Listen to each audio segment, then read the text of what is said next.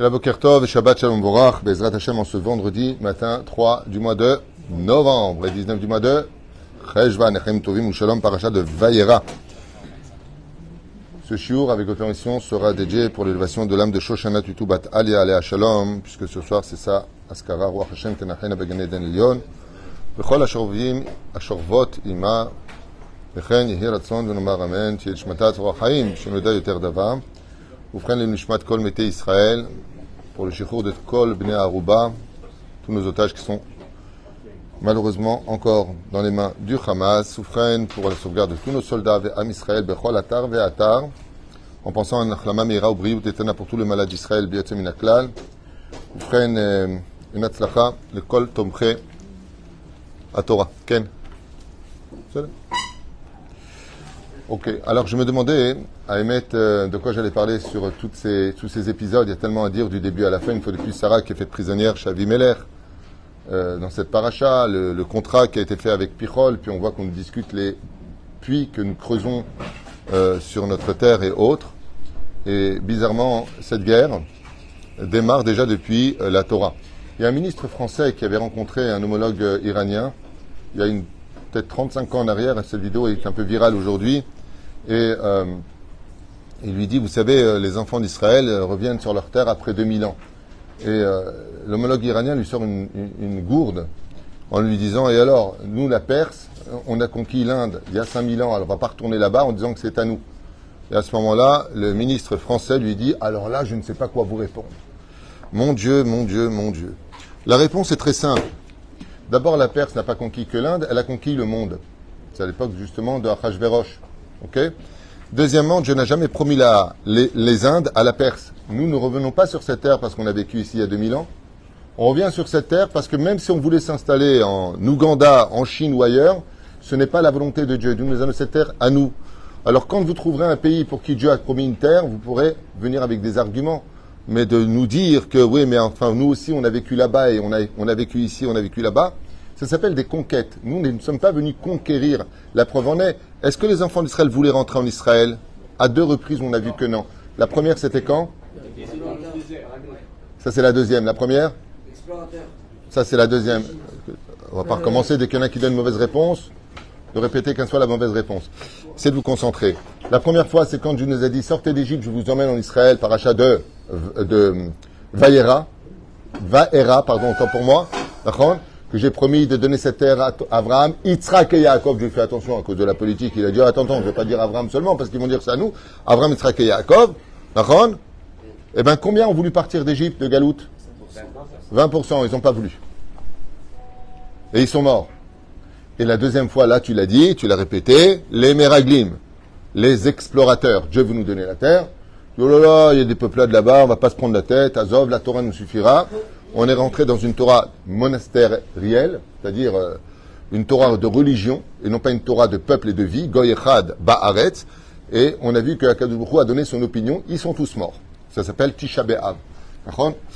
Vechen, il y a 2 choses qui ont rapport justement entre les Meraglim et Tisha B'Av, c'est que les Meraglim n'ont pas voulu la terre d'Eretz Israël, et Tisha B'Av vient commémorer ceux qui n'ont pas respecté la terre d'Eretz Israël. C'est pas suffisant de venir en Israël, il faut aussi respecter la terre d'Eretz Israël, d'où le lien où ça s'est passé à la même date.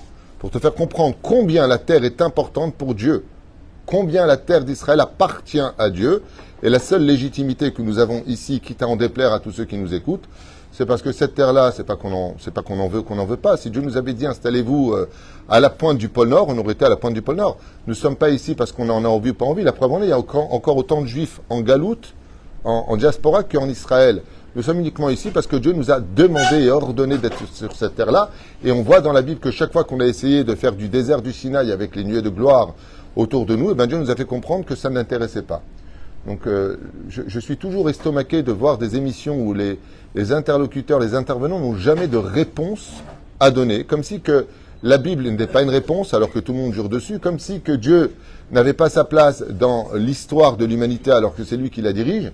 Donc voilà, je pensais simplement que c'était important de faire cette parenthèse où à chaque fois je tombe sur pas des abrutis, mais bon, je sais pas, quand tu viens pour poser une question ou que tu veux jouer à des arguments, va jusqu'au bout, Bezrat Hashem, tout en étant, ceci étant correct. Mais enfin, je trouvais ça un petit peu déplacé à chaque fois qu'il y a des interlocuteurs, il n'est jamais de bonne réponse à donner, alors que les réponses sont tellement évidentes et clairvoyantes. À part bien sûr ceux qui aboient constamment, ah vous êtes ceci, vous êtes cela.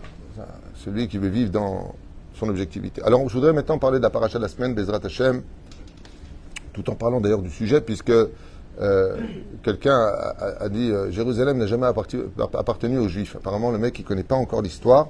Je rappelle qu'à l'époque du roi David, du roi Salomon et de tout le roi de Yehuda, on vivait à Jérusalem, qui a été acheté des mains des Yébussim. Pour combien d'argent d'ailleurs à l'époque? 100 Kessita, Kachakatouv. Qui a acheté Jérusalem? Le roi David. Voilà. Le premier à être installé, c'était qui? C'était Avram Avinu, dans cette paracha, Béar Amoria. Ensuite, il est redescendu à Beersheba pour finir sa vie à Hebron, d'où l'enterrement la semaine prochaine de Sarah et Menou. Quand on voit un petit peu l'histoire de... Et celui qui me dit d'ailleurs, parce qu'il y a aussi quelqu'un qui a été très sympathique dans les réseaux sociaux, moi ça me tue un petit peu parce que c'est de l'actualité, j'ai adoré, il a dit ça c'est de la Bible, c'est ancien. Donc je réponds aux Français que la Gaule, ça n'existe pas, c'est ancien. Voilà. Parce que les choses sont claires. C'est-à-dire si tu viens et que tu me dis que notre histoire est effacée, donc toutes les histoires sont effacées. Donc l'Arabie Saoudite, ça n'appartient pas aux Arabes, la France n'appartient pas aux Français, l'Allemagne n'appartient pas aux Allemands. Si c'est de l'histoire, tu effaces toutes les histoires. Tu ne peux pas nous disqualifier et mettre en premier plan ton histoire, à moins que tu sois une personne à histoire. Enfin, c'est encore un autre sujet. Oufren, non, c'est très important. J'en profite comme ça un petit peu pour remettre un peu les pendules à l'heure de toutes ces personnes qui se permettent d'intervenir alors qu'il n'y a personne en face pour leur répondre, ou que malheureusement aussi quand il y a des gens pour leur répondre, ils ne savent pas répondre. Et donc, ça nous laisse toujours dans un point d'interrogation. Bon, en fin de compte, ça rejoint ce que dit le Midrash il y a 2000 ans. Pas David Huitou, attention. Pas moi. Pas moi. Il est marqué que Mashiach, il viendra pas. Mashiach, il vient pas parler, il vient agir. Vous savez ça? Mashiach n'est pas un homme de parole. D'ailleurs, c'est la raison pour laquelle Rabbi Akiva, quand il a vu Bar Korva, il a dit ça, c'est Mashiach. Pourquoi? Il ne parle pas Bar Korva, il agit. Avec Mashiach, il n'y aura pas de négociation. Parce qu'avec la mauvaise foi, il n'y a pas de négociation. Le Messie que nous attendons, ce n'est pas un Messie qui vient donner de la bonne parole, prêcher de la bonne parole. Pas du tout. Pas du tout. Le Messie de chez nous, c'est quelqu'un, dans le Rambam, par exemple, 11e chapitre du traité de Melachim, il n'y a que des actions. On ne voit pas parler. Il vient à l'Arzira, Tarale Yoshna, construire le Beth Amikdash, ramener les enfants d'Israël, Marzir Korbanot. Ça, c'est Mashiach. Il vient agir. C'est un homme du terrain. C'est un homme d'action. C'est-à-dire, pendant que les autres vont négocier et raconter leur vie, lui, il vient agir. Et aujourd'hui, pour la première fois dans l'histoire d'Israël, c'est la première fois, depuis le cas Mamdina, qu'on voit que notre État, ils tiennent plus compte des dialogues internationaux. On est en train d'agir parce que nous savons que nous vivons une injustice. Nous savons que nous vivons un renversement de situation à l'image du pervers narcissique qui te reproduit chez toi ce qu'il est lui-même, avec des choses qui sont quand même assez étonnantes et assez incroyables. Nous avons un peuple américain, ils sont gentils quand même pour l'instant, mais ils tourneront leur veste. C'est marqué pas moi, hein. Attention, c'est pas moi. Marqué à la fin, les 70 nations se retourneront vers Israël, contre Israël. Mais je rappelle que les États-Unis ont à peu près 348 ans d'existence, créés par les Irlandais, qui appartenaient aux Apaches et aux Indiens, et que le peuple d'Israël, lui, il a juste 3366 ans d'existence. On est sorti du... C'est ça. Ma mère serait là et dit, ah, ça c'est vrai. Oufren, ce qu'il y a, Denis... Si tu me rends de la monnaie, c'est que tu n'as pas acheté ce que j'ai demandé, toi. C'est quoi? On me dit quoi? Les grands? Hein? Fais voir. Hein? Regarde, tout à l'heure, j'ai vu la main qui reste au cours. Il y avait à peine 7 mains, 8 mains, et on est 8000. Voilà. Bon, alors, tu coupes les en deux. Donc, celui qui veut, Ken, que tout le monde puisse dire la Baruch même si après il y aura une Seuda ce Shabbat pour son souvenir. Nous allons nous plonger sur la paracha, puisque cette paracha extraordinaire de Vayera vient nous rappeler une fois de plus la terminaison des 10 épreuves d'Abraham Avinu alav shalom.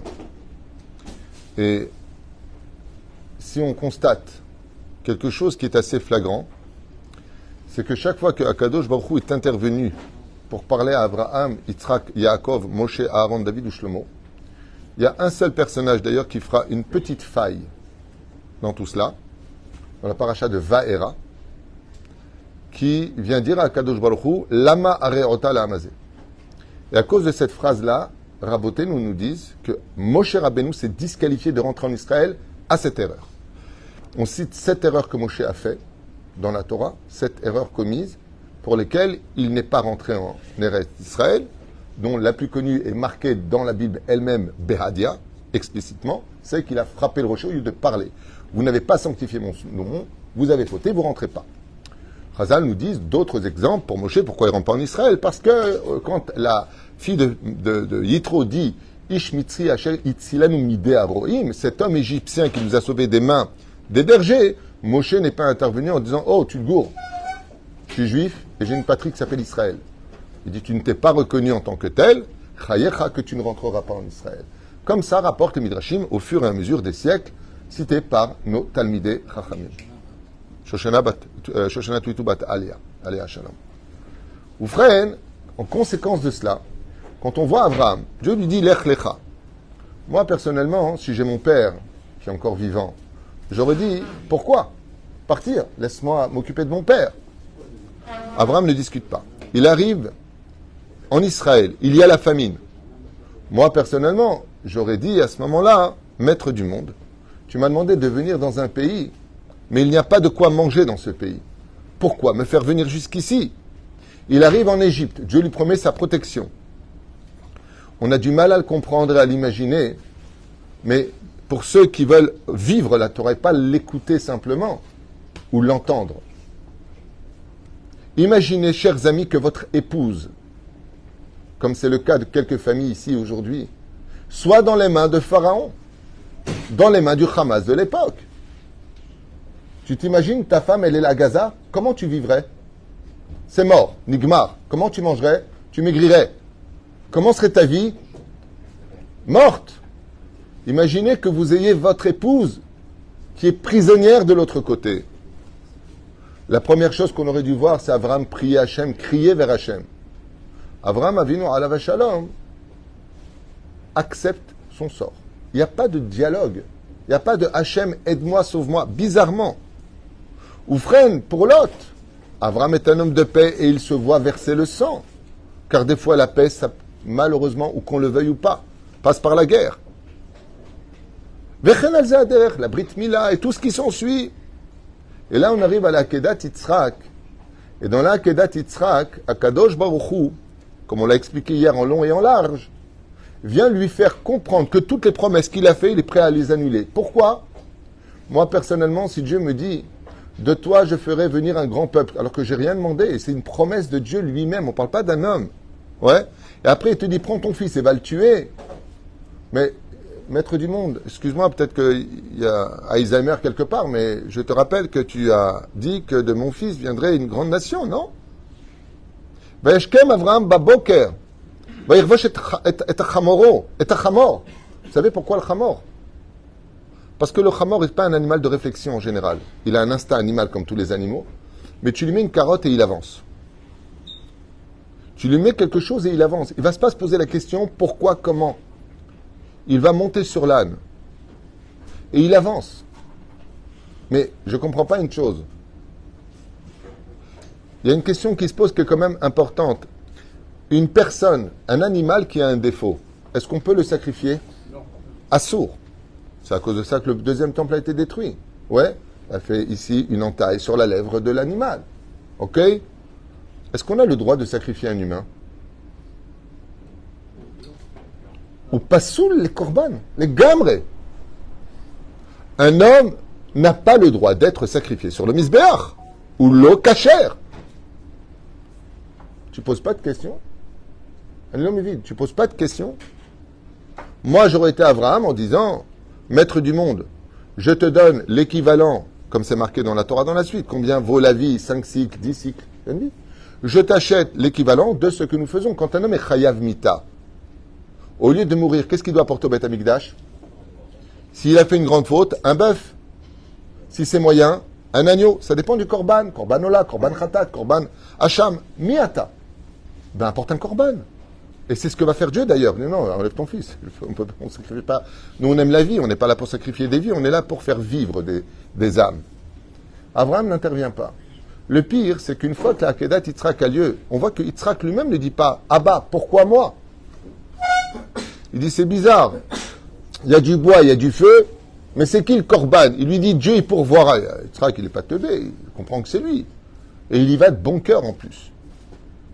Il arrive maintenant chez lui paracha de Chaye Sarah. Chaye Sarah. Alors Sarah, c'est encore un autre domaine. Je sais pas, on connaît l'amour des mères juives pour leurs enfants. Même, je me rappelle une fois, Alain Decaux, dans ses émissions, il avait dit qu'il a déjà entendu des larmes se verser pour les enfants, mais les larmes des mères juives, c'est quelque chose de spécial. L'amour qu'une mère juive porte à ses enfants, c'est quelque chose de spécial. Après, chacun va dire pas du tout, vous prenez pour qui, tout ce que tu veux. Les Arabes peuvent dire la même chose de leur femme, de leur maman, et les chrétiens la même chose, et les athées la même chose. Je dis des choses que moi je vois et que je constate. Les larmes du peuple d'Israël, c'est quelque chose de spécial. Spécial.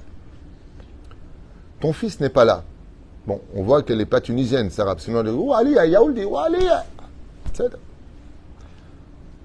elle se renseigne. D'où est-ce qu'on sait qu'elle se renseigne? Elle est partie de Beersheba à Hebron. Donc elle cherche son fils, parce qu'ils avaient une maison de campagne là-bas. Elle va voir Talmaï, un des 4 géants pour lesquels on appelle ça Kiryat Arba, selon Rashi. Elle lui dit, ouais, nous le dit. Où est mon fils? Il dit, je sais pas. Toi, tu fais 15 mètres de haut, ça a quelque chose dans la vie. C'est bien beau d'être grand, à part le basket. Il y a peut-être... Bon, il y a, je vois un vieillard avec son fils avancer. Voilà, c'est lui, ça y est. Qu'est-ce que fait Talmaï? Il prend une planche de bois sur laquelle monte Sarah, chez les Shomer Negia. Et il monte Sarah. Et Sarah, qu'est-ce qui se passe? Elle voit de ses propres yeux son fils monter sur le misbéach. Il va avoir une sacrée vue, ceci étant. Mais quand on dit qu'elle a vu, c'est Beroch HaKodesh. Et elle observe. Et Sarah meurt. Pourquoi est-ce qu'elle meurt? Parce qu'elle voit son fils descendre, dit Zohar HaKadosh, du misbéach. C'est-à-dire, de quoi est déçue Sarah? Pour les enfants, on dit, comme elle a vu que son fils unique allait mourir, alors elle est morte d'un infarctus. Il y en a qui disent qu'en réalité, elle s'est évanouie, et puis Galgela, Venafla, Ve'azimeta. Elle a Galgela. Elle a roulé, et elle est morte. Ok, c'est bien. J'y étais pas. En tout cas, c'est ce que nous disent nos Chachamim. Mais il y a une chose qui Otpam demande une grande réflexion. Pourquoi Sarah ne crie pas? Pourquoi Sarah ne dit pas pourquoi Hachem? Il n'y a pas de pourquoi. Ou frère, quand Aaron, on va sauter un petit peu parce que ce serait trop long de faire chaque personnage de notre Bible, on lui annonce la mort de ses 2 fils. Ils ont 12 et 13 ans à peu près, et ils meurent. Ils meurent d'amour pour Dieu. Quelle est la réponse de Aaron? Vaïdom à Aaron. Qu'est-ce que la Torah vient nous enseigner ici? Qu'il ne dit rien. Il n'a pas de révolte contre Dieu. Au contraire. Vient Moshe Rabbeinu où il dit à Aaron, sache une chose, quand j'étais dans le ciel, Dieu m'a dit qu'il allait prendre les 2 tzadikés Ador. Kadosh Baruch Hu viendra prendre les 2 tzadikés Ador, les 2 plus grands du peuple d'Israël, en sacrifice pour l'ensemble des enfants d'Israël, pour redémarrer le compte à rebours de l'inauguration du Misbéach, et pour d'autres raisons qu'on avait déjà citées. Moshe dit à Aaron, je pensais que c'était toi et moi qui devions mourir ce jour-là, d'ailleurs je m'y étais préparé. Mais je vois qu'en fin de compte, c'était Nadav et Avihu. Et leur mort était si puissante que jusqu'à aujourd'hui, nous sommes pardonnés tous les Kippour grâce à eux. C'est pour ça qu'on lit la paracha qui correspond à la mort Shel Shnei Bnei Aaron, Nadav et Avihu. Ad Kedekar que Chachamim nous disent, tous celui qui pleure le jour de Kippour parce qu'ils sont morts, dans le ciel, ils font la capara de toutes les fautes que tu as faites. C'est-à-dire que non seulement ils sont morts il y a 3300 et quelques années, mais en plus de ça, jusqu'à aujourd'hui, ils font la capara de nos fautes. Mais qu'est-ce qu'on peut constater? On peut constater que, Am Israël, cette force que nous avons extraordinaire de subir des épreuves, de perdre des gens que nous aimons plus que tout au monde, que de se retrouver face à des injustices, qu'elles soient médiatiques, internationales ou idéologiques. Malgré tout, Am Israël, non seulement il se renforce, mais il reste toujours attaché à Hachem. Vous avez tous vu certainement cette vidéo qui parle au cœur de chacun de nous. À la Knesset, Jusqu'à aujourd'hui, chers amis, il était interdit de dire Baruch Hashem ou Be'ezrat Hashem. Oui, c'était Tony Lapide qui avait instauré qu'il ne devait plus dire Bisiata Dishmaya, le père de Lapide actuel. Avant que ne vienne Tony Lapide, son père, dans tous les fassim, dans tous les documents de la Knesset, il y avait marqué en haut à droite Basad Bisiata Dishmaya. Quand le père de Lapide est monté au pouvoir, Tony Lapide, il a fait effacer ce nom-là. Pendant que nos voisins arabes, eux, parlaient d'abord au nom de Dieu, avant de parler au nom de leurs idéologies. Les rôles se sont inversés dans l'histoire. Aujourd'hui, après ces événements terribles, aux informations, de temps en temps, la chaîne 14 souvent, et à la Knesset. Alors, il y a eu un discours récemment d'une femme dont j'oublie le nom, je ne sais pas comment elle s'appelle, une femme de la Knesset qui prend la parole et qui dit « J'aimerais parler d'un sujet spirituel ». Donc, je voudrais vous raconter... De droite, de Likoud. Si, non, c'est pas Struck. En tout cas, cette femme prend la parole et je voudrais... Hein? Galit? Hein? Galit Adbarian. Alors vous pourrez retrouver ça, je vous conseille d'écouter ce qu'elle dit. Et elle parle d'une femme qui s'appelle Margalit. Ça, je me rappelle le nom, j'ai un problème avec les noms, moi déjà, je ne sais même pas comment je m'appelle. Alors, on se rappelait des autres. Et elle dit qu'elle est partie, elle a participé à une Afrashat Chala, et que celle qui a organisé cette Afrashat Chala n'est autre que Margalit, la mère d'une petite fille qui est dans les mains du Hamas et qui a été délivrée. Non, mais quand ça s'est passé, en tout cas, c'est ce qu'elle dit. J'en sais rien, moi, j'y étais pas. Je vous retransmets ce qu'elle raconte à la Knesset. Et donc, Bekitsur Velaïnian, pendant qu'elle faisait une Afrashat Chala, elle s'est criée de toute son âme combien je t'aime, Hachem. Et donc, cette femme qui s'appelle Galit dit qu'elle a pris la plus grande leçon de toute sa vie. Comment est-ce qu'une femme, une maman, qui a sa petite fille qui est dans les mains du Hamas, peut dire à Dieu qu'elle l'aime? Et ça lui a remis toute sa vie en question. À un point, elle dit à la fin des vidéos, pour moi, Margalit veut dire en hébreu pierre précieuse.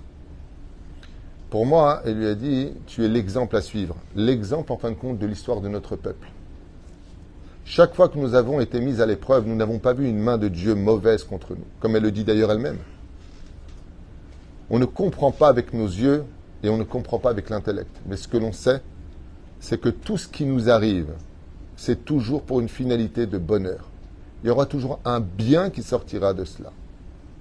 La deuxième chose qui en est ressortie, alors ça par contre, c'est pas dans les réseaux sociaux, ça circule sur les WhatsApp, c'est que parmi les personnes qui ont été assassinées froidement, alors qu'elles dansaient, certainement pas qu'Edat Moshe Israël, c'est sûr, mais elles ne faisaient rien de mal vis-à-vis des autres. On n'a pas rentré notre tête entre l'un et l'autre. Il y a même un père qui a dit à sa fille au téléphone, mais aujourd'hui c'est Shabbat, c'est Simchat Torah, ma fille, tu veux pas revenir, au moins prier? Et cette fille, qui est par contre, c'est la plus vue, qui saute dans tous les sens, elle dit, mais papa, je danse pour remercier Hachem. C'est pas une façon de faire les choses, mais l'intention n'était pas mauvaise. On n'est pas venu faire du mal. Après que les organisateurs aient fait ce qu'ils ont fait, eux, ils rendront des comptes. Le statut, c'était pas utile, tout ça, c'était pas utile. Mais il y a quelque chose maintenant qui circule sur les réseaux sociaux dont la maman parle. Et j'aimerais vous faire partager ce qu'elle dit. Elle dit que sa fille, quand elle a été froidement assassinée, et qu'ils ont retrouvé son corps dans un état Hashem Yishmor Virachem, non seulement tué mais violé, parce qu'ils ont violé aussi les cadavres, pas qu'ils ont tué, ils les ont aussi violés. Ça, c'est encore un autre sujet. Eh bien, elle est venue la voir dans les rêves et lui a dit que là où elle était heureuse, qu'elle était bien, et que parce qu'elle a été tuée, parce qu'elle était juive, elle est déjà rentrée dans le Gan Eden. Et que si ce n'avait pas été le cas, elle avait tellement de fautes sur elle que le tikkun aurait été beaucoup plus dur que ce qu'elle a subi. Vrai ou faux? Mais quand ça vient de la part de la maman elle-même, qui dit qu'elle a rêvé de sa fille, qu'elle lui a dit que là où elle était remplie de lumière et de bonheur, elle a dit, sans ce rêve, je ne serais jamais relevé de cette épreuve. Et maintenant que ma fille est venue me voir, et je sais que c'est pas Stam un rêve, je ne l'ai pas imaginé, je n'ai pas fabriqué par mes pensées durant la journée. Oufren, Mevinim, que Am Israël, ce qui nous a permis de vivre cette situation de Vaïra pour vivre Chaye Sarah. Je ne comprends pas une chose. On parle de la mort de Sarah. Chaye Sarah, la vie de Sarah. D'avoir chez Yefcher les Damien, Yefcher la Vine.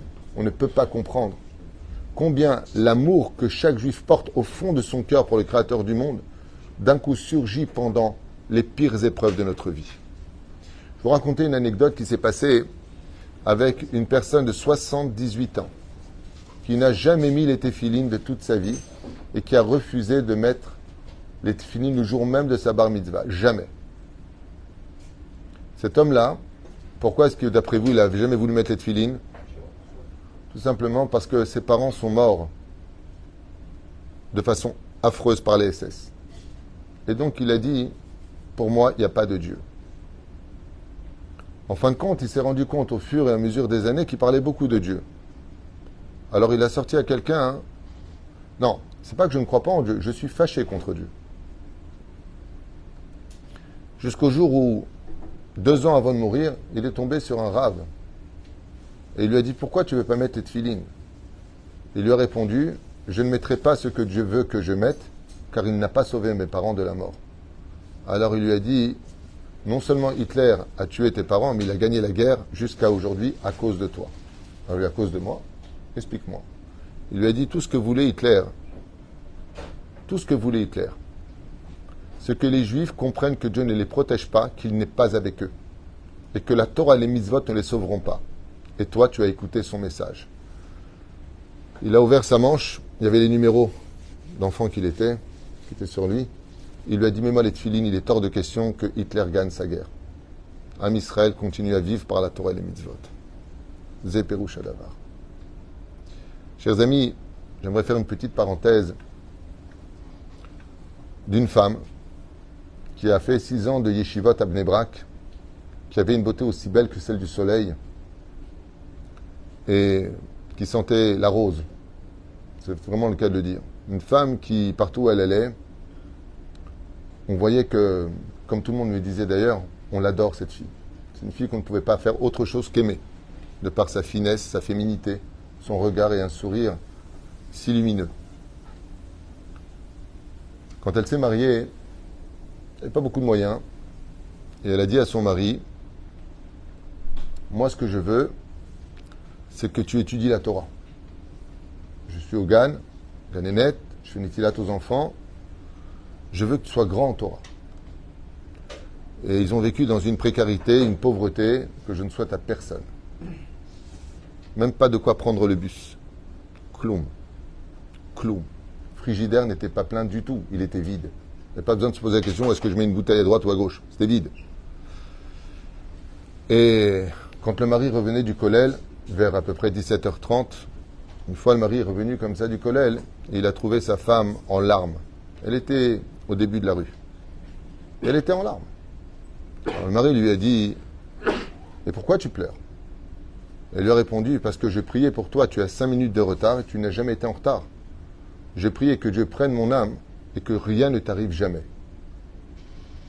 Le mari lui a dit, « Écoute, rentre à la maison à Kol Beseder, le temps de manger, de rester un peu ensemble, parce qu'après il allait travailler à l'usine jusqu'à 2h du matin pour ramener quand même une parnassa à la maison. Il y a le loyer à payer, il y a des choses à payer. » Et bien sûr, après 3 ans de mariage, elle a eu Baruch Hashem le mérite enfin de tomber enceinte, alors qu'on priait Baruch Hashem beaucoup pour cela.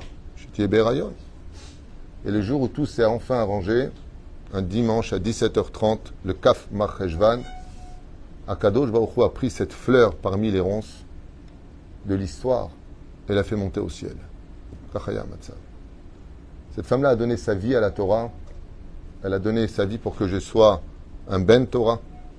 Je parle de Shoshana, bien sûr, ma première femme. Elle priait pour cela. Et il y a une anecdote que j'aimerais vous raconter qui est très personnelle pour vous dire c'est quoi une Baalat Emouna. Le dimanche à 17h30, quand je suis rentré du kollel, j'étais pas bien ce jour-là. J'avais pas de raison, mais je sentais quelque chose de kaved sur moi. Alors je suis rentré dans la chambre et il s'est passé ce qui s'est passé. Je suis sorti brutalement de la chambre et j'ai été la voir dans la cuisine alors qu'elle préparait une salade de concombre. Et je lui ai dit, je viens de te voir partir. Une chose pareille, en général, quand tu annonces à ta femme que tu viens d'avoir partir, c'est chas v'shalom, pour faire un tikkun.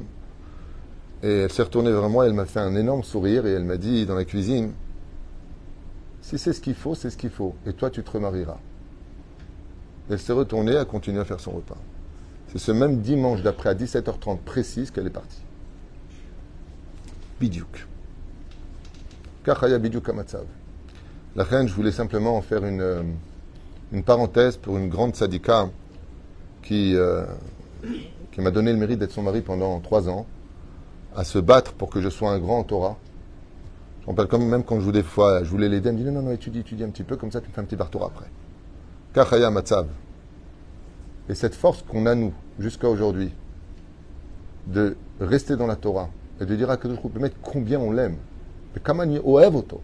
Mikol Alev, et qu'on sait pertinemment que, à l'image des épreuves qui sont données ici, Abraham n'est pas mort, Yitzhak n'est pas mort, Yaakov n'est pas mort, Chaye Sarah n'est pas morte. Pourquoi?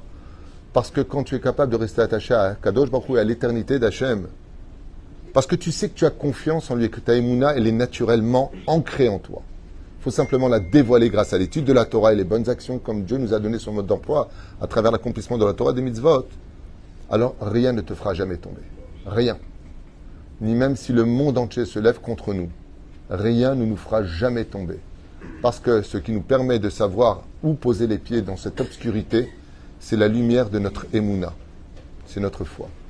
Et c'est ce qu'a dit cette femme à la Knesset. Elle a dit, mais elle m'a dévoilé ma propre émouna aujourd'hui. De dire à Dieu, alors que ton enfant est du côté des mains du Hamas, combien je t'aime et combien tu peux aimer quelqu'un qui n'a pas protégé ton enfant. Ce qui a parlé, ce n'était pas ses lèvres, ce n'était pas son cerveau. Parce qu'au niveau d'intellect, c'est stupide de parler comme ça. Alors qui a parlé? C'est à l'intérieur du cœur de chaque juif. La flamme qui nous anime ne doit nous apporter tout le réconfort à toutes ces grandes questions qui se sont posées pour Abraham, Yitzhak et Yaakov, et pour tous ceux qui ont suivi. C'est que quand on a de la émouna, on ne veut même pas de réponse. Parce que quand on n'en a pas, jamais aucune réponse ne sera à la hauteur de ce que tu attends pour retrouver le sourire. Les Zaïnian, pour lequel, je voulais vous partager un petit peu, pas simplement sur le domaine historique, mais sur le domaine aussi actuel, qu'on doit garder la émouna aujourd'hui. On ne doit pas avoir peur. Financièrement, il y a beaucoup de problèmes aussi dans le pays. Vous savez combien Israël dépense par semaine? Combien ça coûte? 10 milliards de shekels coûtent au gouvernement. Faites le calcul. Pour moi, ça me fait rire juste pour une chose. Je fais une parenthèse avec mon humour tunisien, j'y peux rien. Mais qui disent pas qu'il n'y a pas d'argent pour soutenir les Haredim qui étudient la Torah. C'est juste comme ça une parenthèse. S'il y a de quoi sortir 10 milliards de shekels, ouais, parce que s'il y avait eu peut-être plus de Torah en Israël, il y aurait peut-être bien un peu moins de malheur en Israël. C'est pas moi qui le dis, ne vous fâchez pas, c'est la Torah elle-même qui le dit. Donc quand on vient et qu'on discute à quelques centimes près, ouais, vous les parasites et ainsi de suite, bon, ça fait partie de l'histoire derrière. Aujourd'hui, tout le monde a compris la valeur de la Torah et ce qu'il fallait. Mais juste que vous sachiez que ce qu'on n'a pas voulu sortir pour la lumière de la Torah, aujourd'hui on le sort pour la lumière des armes, pour nous défendre et pour la survie du peuple d'Israël. Il raconte que ce Dvar Torah soit dit Bezrat Hashem pour l'unishma de Shoshanat Yutubat Aliyah, Aliyah Shalom, Oufren pour l'élévation de l'âme Shel Kol Arugei Israël, Kol Tzva Gan Israël She Maswet Nafsham Al Kiddush Hashem, Shenizke Yeshuot Venechamot, Ahava Ve'arva, Shalom Ve'reut. Am Israël, bien sûr, vous le savez, Chai Ve'Kayam, on a vécu, on vivra, et on finira cette histoire avec le sourire chez Nehemar. Az Yemale Sichok Pinul Shonenu Rina. La promesse d'Akadosh Baruch Hu, c'est que Israël retrouvera un sourire qu'il ne reperdra plus jamais sur son visage. Bezrat Hashem, et comme je l'ai dit ce matin dans ma prière, et je finirai juste avec ces mots-là, ma plus grande volonté aujourd'hui, c'est que la vérité soit dévoilée. C'est tout. Il faut simplement que la vérité soit dévoilée. Parce que quand on vit dans l'obscurité et qu'on se retrouve face au soleil, d'un coup, on a mal aux yeux. Mais après, on se réhabitue à tout cela. C'est comme ça que va venir la Géoula. Anavim, Anavim. Comment c'est marqué là-bas? C'est Igia Azman Géoulatrem. Mais avant, comment c'est marqué? Comment ça commence? Besha Shamelech Mashiach Ba, Omed al Gag, Mashmiya Veomer. C'est de la hauteur du toit du Beth Amikdash. Et qu'est-ce qu'il y a au-dessus du Beth Amikdash, d'après vous? Il y a le soleil de la Géoula. Petit à petit se lèvent derrière le Beth Amikdash les premiers rayons de la Géoula. Heureux celui qui sera en Israël à ce moment-là pour vivre ce moment si attendu de l'histoire, pour lequel Bezrat Hashem, tous ceux qu'on a perdus reviendront à la vie pour danser avec nous au Beth Amikdash comme Dieu nous l'a promis. Baruch Adonai Leolam. Amen ve Amen.